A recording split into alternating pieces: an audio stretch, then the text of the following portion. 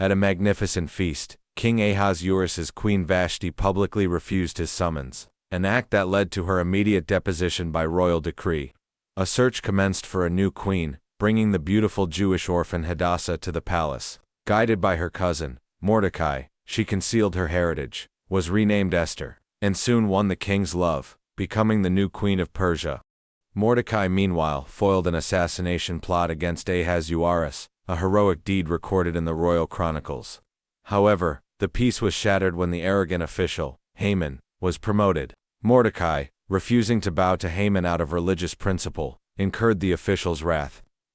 Haman's pride was so wounded that he sought not just Mordecai's death, but the total annihilation of the entire Jewish people.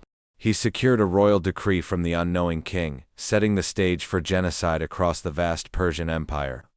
When the decree to annihilate the Jews was issued, Mordecai sent a desperate plea to Queen Esther. She feared approaching the king unsummoned, but Mordecai's challenge, "Who knows whether you have not come to the kingdom for such a time as this?"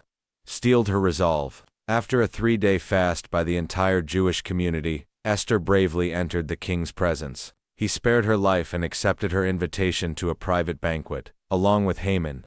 Haman left the first banquet full of pride, but seeing Mordecai at the gate ruined his joy. He rushed home and built a 75-foot gallows for Mordecai. That same night, however, the king suffered sleeplessness and had the royal chronicles read, discovering Mordecai's unrewarded loyalty. The king then asked the arriving Haman how best to honor a man. Thinking he was the one, Haman suggested a grand public parade. The king immediately commanded Haman to personally lead Mordecai through Susa, proclaiming his honor. At the second royal banquet, Queen Esther knew her moment had arrived. When the king asked her petition, she bravely revealed her Jewish identity and exposed Haman as the wicked adversary plotting to annihilate her people. In a blinding rage, Ahasuerus ordered Haman to be executed immediately on the very gallows Haman had built for Mordecai. Justice was swift, though the original decree could not be revoked. Esther and the newly promoted Mordecai secured a life-saving counter-decree, granting the Jews the right to assemble and defend themselves on the appointed day. When that day arrived, the Jews fought and defeated their enemies throughout the empire. In Susa, the fighting lasted 2 days, and Haman's 10 sons were also executed.